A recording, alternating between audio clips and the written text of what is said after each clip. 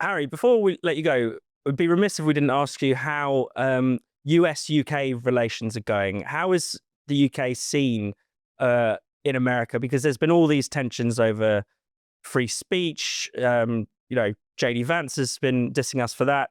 Trump has been, attacking our energy policy and, our alleged, the alleged arrival of Sharia law into Britain. All of those kinds of issues.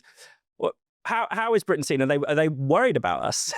Because that's the sense you get from over here. Yeah, they are in a way. I mean, the thing is, here's my accent. They go, the first question is, what is going on in England? And it can be like bellboys, taxi drivers, people in supermarkets, barmen. Like, it's always, what the hell is going on in England?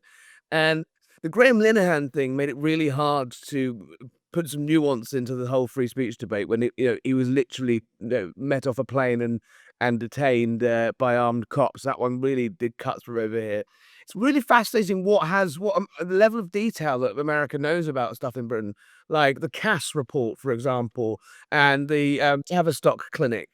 People you wouldn't expect people to be that engaged on the detail of stuff. It really has cut through.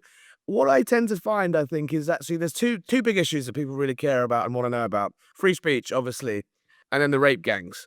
I mean, Elon Musk put that on the agenda here in a weird way, and I think the way I look at it is the free speech issue is a little bit overblown over here. But the rape gang stuff is worse than people could ever possibly imagine. And so I think there is a sort of concern and shock, and there is a feeling that like we are a lodestar for America, and there is a fondness for the old country, and they're looking at it, and they're looking at it in a protective way, but also in a kind of selfish way. They don't want America to be making the same mistakes that Europe has, especially on mass migration.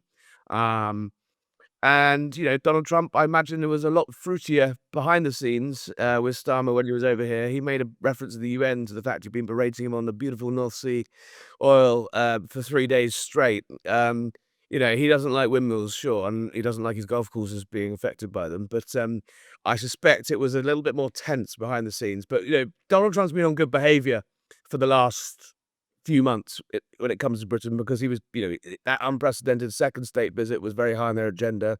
It was a big deal for the White House. They are very, very, very pleased with that, and it was clear he was going to do nothing publicly really to upset that.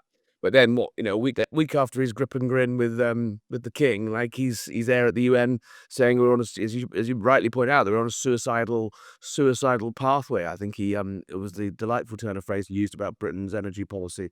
So I suspect now that state visit's over, and the carrot of that is diminished. I suspect we might see a bit more stick from Donald Trump. But no, it does come from. I think it does honestly come from a sort of a loving place. That's a weird way of putting it.